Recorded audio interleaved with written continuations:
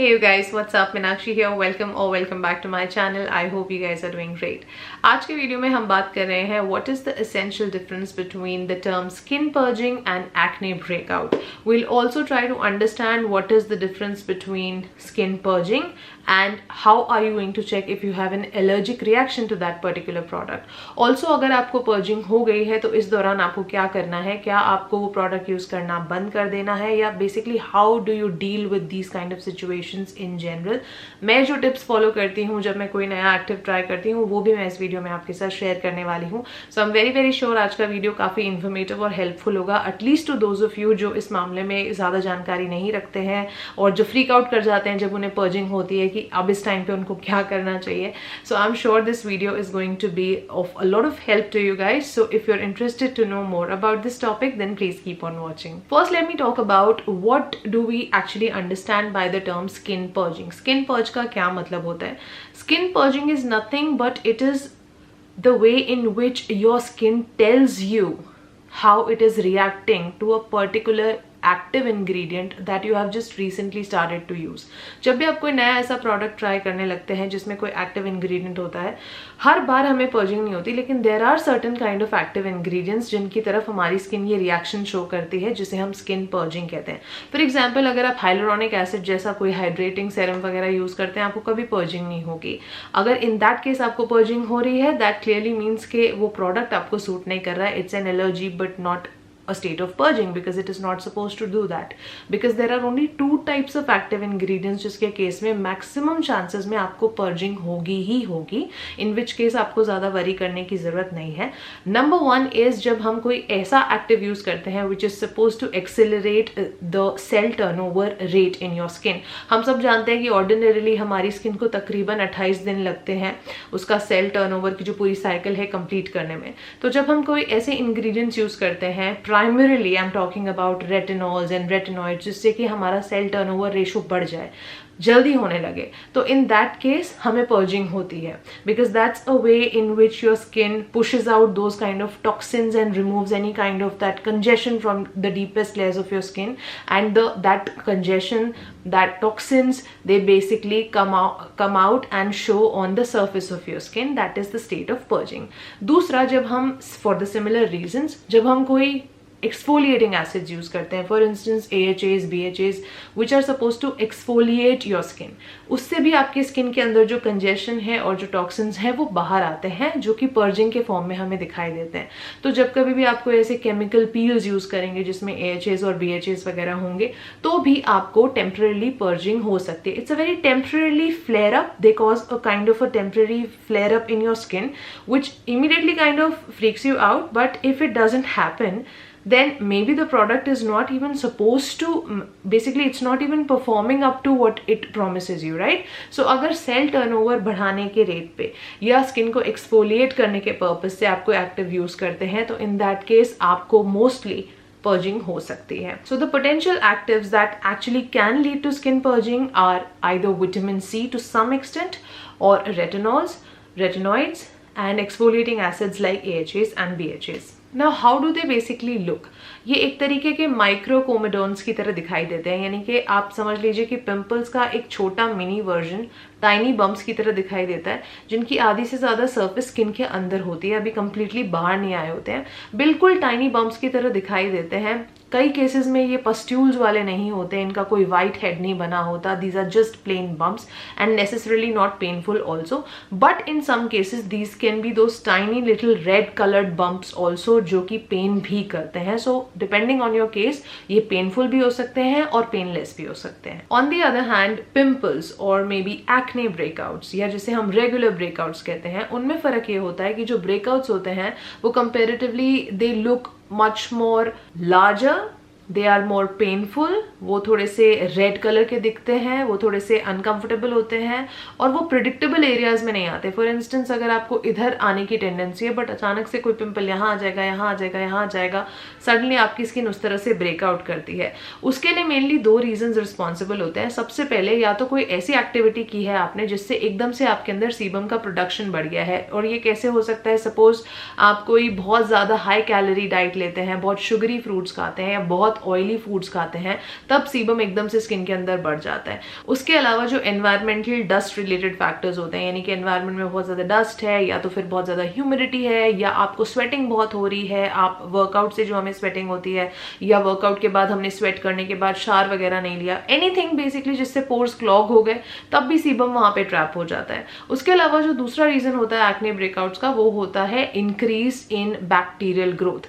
For example कोई भी unhygienic habit है, हमारे डर्टी फोन्स होते हैं, डर्टी मास्क होते हैं, हमारा डर्टी पिलो कवर होता है, इस तरह की चीजों से बैक्टीरियल ग्रोथ बढ़ती है और उस वजह से हमें एक्ने ब्रेकआउट्स होते हैं। ब्रेकआउट्स जो होते हैं ये 4 to 6 वीक्स या उससे ज्यादा भी चल सकते हैं। ये कभी अपने आप से ठीक नहीं होते, इनको हमें एक्सटर्नली ट्रीट करना पड़ता है, कोई क्रीम या कोई भी ऑइंटमेंट वगैरह लगा के, और ये लार्जली स्प्रेड होते हैं, कभी भी कहीं भी आ जाते हैं। You can not predict where on your skin you might develop them tomorrow, और ये एक बार होते हैं तो फिर ये बढ़ते रहते हैं, they take some time to heal. So in conclusion, if I were to sum up, there are basically these main points of differences between skin purging and acne breakouts. Skin purging जो होती है वो usually 3 से 4 हफ्तों के बीच ही last करती है और उसके बाद अपने आप ठीक हो जाती है, जबकि जो रेगुलर ब्रेकआउट्स आपको होते हैं वो 4 to 6 वीक्स या उससे ज़्यादा आपको लास्ट लॉन्ग कर सकते हैं। स्किन पर्जिंग अपने आप चली जाती है, उसको कोई ट्रीटमेंट की ज़रूरत नहीं पड़ती, जबकि ब्रेकआउट्स को हमें एक्सटर्नली ट्रीट करना पड़ता है। स्किन पर्जिंग की अगर हम बात करें, it usually occurs in area with where you keep on having frequent breakouts, whereas acne breakout जब आपको होंगे वो हमेशा नए एरियाज में होंगे जहां आपको यूजुअली ब्रेकआउट नहीं होते हैं। स्किन पर्जिंग का जो ट्रीटमेंट है वो एक्टिव डिपेंडेंट होता है, यानी जिस एक्टिव से आपको वो हुआ है, जब आप वो एक्टिव यूज करना कम कर देते हैं या बंद कर देते हैं तो पर्जिंग अपने आप चली जाती है।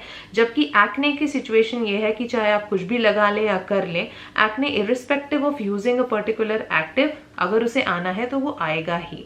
Last but not the least, most cases में स्किन पर्जिंग खत्म होने के बाद पीछे से कोई ब्लेमिशेस या स्कार्स आपको नहीं देके जाती है, जबकि एक्ने ब्रेकआउट्स वगैरह हमें यूजुअली ब्लेमिशेस छोड़ के जाते हैं। अब आपको ये समझना क्यों जरूरी है कि एक्ने ब्रेकआउट्स में क्या फर्क है, पर्जिंग में क्या डिफरेंस है, ताकि आप ये फाइंड आउट कर सकें कि जब आप एक नया प्रोडक्ट यूज करते हैं तो आपको कैसे पता चलेगा कि whether what your skin is telling you और showing you, whether it is an allergic reaction to that particular active और whether that is just a simple phase of purging. Because अगर वो पर्जिंग है, you might not have to worry so much, but what if it is not suiting you for some reason and you are allergic to that product, in which case you are suppose to immediately stop using that product. Allergy के लिए simply हम क्या कर सकते हैं कि सबसे पहली चीज तो जैसे ही आप पैच टेस्ट करेंगे आपको बोला जाता है कि आप 1-2 दिन रुक के देखें कि आपकी स्किन का रिस्पॉन्स क्या आ रहा है।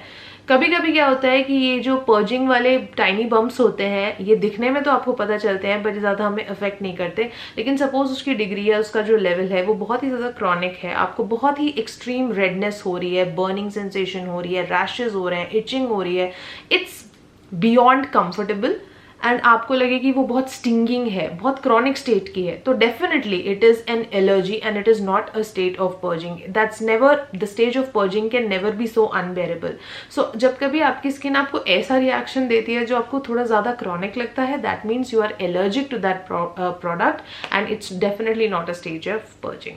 And now last but definitely not the least is how do we understand what to do in this skin purging phase. We have understood what it is, how does the whole thing work, आप कैसे differentiate कर सकते हैं, हम सब समझ गए।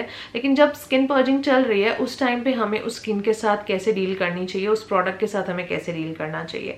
सबसे पहले यहाँ पे कुछ प्रीकॉशंस हैं जो आपको एक्टिव्स यूज करने से पहले ध्यान में रखने हैं, और कुछ ऐसी चीजें जो कि अगर ये पर्जिंग आपको ऑलरेडी शुरू हो चुकी है तो उसके बाद आपको क्या करना है।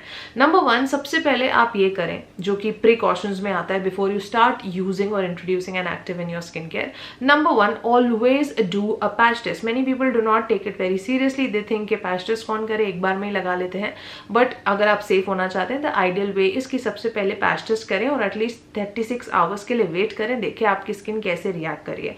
दूसरी चीज, हमेशा start with only 1 active at a time and continue it at least for 30 days. 30 days होने तक आपको समझ आ जाएगा कि वो प्रोडक्ट के लिए आपकी स्किन कितनी एक्सेप्टेंस शो कर रही है, कैसे रिएक्ट कर रही है, उसके बाद ही आप कोई दूसरा एक्टिव इंट्रोड्यूस करें। पहली बार जब कोई एक्टिव शुरू करते हैं यूज करना, stick with it for direct 30 days straight and start with only 1 active at one time. And third, as I always say, start low and start slow, यानी कि कम क्वांटिटी में और कम फ्रीक्वेंसी के साथ उसको यूज करना स्टार्ट करें। पहले हफ्ते में सिर्फ एक बार यूज करें, बिल्कुल मिनिमल क्वांटिटी में। दूसरे हफ्ते में 2 बार यूज करें। तीसरे हफ्ते में अल्टरनेट डेज यूज कर सकते हैं अगर आपकी स्किन तब तक कोई खराब रिएक्शन नहीं दे रही है तो। And by the time you will reach your 4th और 5th वीक, आपकी स्किन आपको अपने आप बता देगी कि आप डेली बेसिस पे वो एक्टिव यूज कर सकते हैं कि नहीं, और आप फ्रीक्वेंसी भी उस हिसाब से अपनी डिसाइड कर सकते हैं। Now what to do in the post purging phase, यानी कि सारे प्रिकॉशंस करने के बाद भी अब हमें पर्जिंग हो ही गई है तो फिर हमें क्या करना है। सबसे पहली चीज, should we stop using that product? No, you should not. You should stick with that product, but yes definitely you should play around with the frequency and quantity of that particular active. That's what I do, because if I know कि by nature मैं ऐसी चीज use कर रही हूँ जिसमें purging तो मुझे होनी है, अगर आप उसको यूज करना स्टॉप कर देंगे तो उसका पर्पस ही पूरा खत्म हो जाता है। क्योंकि ऐसी कोई भी चीज जो आप यूज कर रहे हैं ना, which is supposed to shed those dead skin cells, for some reason you know want that fresher and newer skin to come out, तो उसके लिए ये फेज से तो जाना ही पड़ेगा। Obviously that shouldn't be too chronic, but अगर थोड़ा बहुत ये होता है तो वो नेचुरल है। That is how an active is suppose to work. So be patient, this is not an answer that you want to hear. आपको एकदम से लगता है कि हम छोड़ देंगे उसको यूज करना, but that's not how you should do it. You should stick with that active, do not discontinue it, but definitely dial down the frequency a little bit. अगर पहले 2 बार यूज करते थे, अब 1 बार यूज करो। अगर पहले हफ्ते में 3 बार यूज करते थे, अब 2 बार यूज करो।